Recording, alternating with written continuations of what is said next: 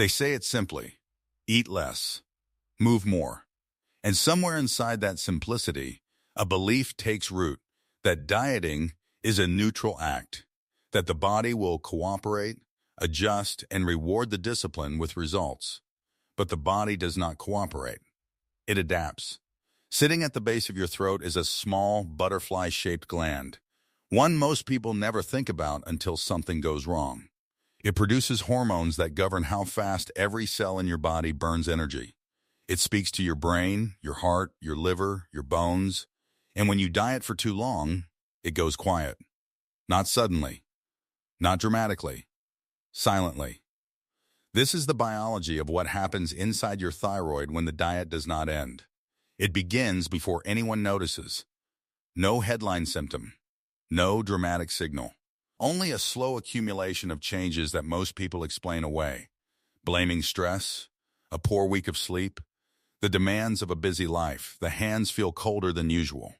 The feet carry a persistent chill even in warm rooms. The body has begun rationing its warmth. Then comes the fatigue, not the tired feeling of a long day, but something heavier. A fatigue that sleep does not fully resolve. A tiredness that settles into muscle tissue and lingers, as though the body is conserving something it cannot afford to spend. Because it is. Hair follicles, which depend on steady hormonal signals to cycle through their growth phases, begin shedding more than usual. The outer edges of the eyebrows may thin subtly. The skin becomes drier. The heart rate slows almost imperceptibly. These are not random inconveniences. They are a coordinated physiological response, each one a downstream consequence of a single upstream change, a quiet reduction in active thyroid hormones circulating through the blood. The body is not malfunctioning. It is responding exactly as designed. Deep within fat tissue, a hormone called leptin is continuously produced and released into the bloodstream. Leptin is a biological messenger of abundance. When fat stores are sufficient, leptin levels are high, and that signal travels to the hypothalamus, a region of the brain. The hypothalamus reads leptin's message clearly. Energy is available. It is safe to spend it. But when caloric intake is restricted for a sustained period, fat cells shrink. As they shrink, leptin falls, and the hypothalamus responds. It does not interpret falling leptin as a deliberate diet. It reads it as the beginning of starvation. So it initiates a cascade. It reduces its output of thyrotropin-releasing hormone. The pituitary gland receives less TRH and responds by lowering thyroid-stimulating hormone. The thyroid, receiving a weaker T signal, produces fewer hormones. Less T4, less T3, slower metabolism. This entire hormonal chain, from shrinking fat cell to suppressed thyroid, can activate within weeks of sustained restriction. Research confirms the hypothalamic pituitary-thyroid axis begins downregulating even in response to moderate, prolonged deficits. Source: the body has remembered something the conscious mind has forgotten. To understand what prolonged dieting does to the thyroid, you must first understand what the thyroid builds. It produces two primary hormones. T4, the more abundant, but biologically inactive. It circulates through the blood like a stored blueprint, waiting to be used. And T3, the active signal. T3 enters cells, binds to receptors inside their nuclei, and instructs each cell how fast to run. It governs metabolic rate, heat production, heart rhythm, digestion speed, and bone turnover. Most T3 is not made directly by the thyroid. It is converted from T4, primarily in the liver and kidneys, by enzymes called deiodeinases. These enzymes strip one iodine atom from T4 to produce active T3. Caloric restriction suppresses deiodainase activity. Rather than converting T4 into active T3, the body diverts T4 into reverse T3, RT3, a structurally similar but biologically inert molecule that occupies T3's receptor sites without activating them. It is a decoy, a brake. During prolonged dieting, RT3 accumulates while active T3 falls simultaneously. The factory is still receiving materials. but the assembly line has slowed. Source: the danger of thyroid suppression during prolonged dieting is not its speed, it is its invisibility. There is no clear line crossed, no moment of transition the body announces.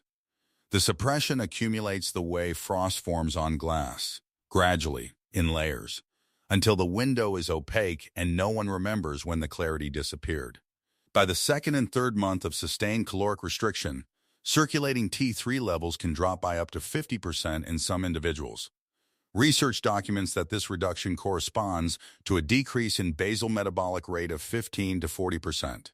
Source: simultaneously, reverse T3 builds at receptor sites throughout the body. The cellular machinery, increasingly blocked from receiving the full T3 signal, begins operating as though the body is in physiological hibernation. But here is the most significant biological detail.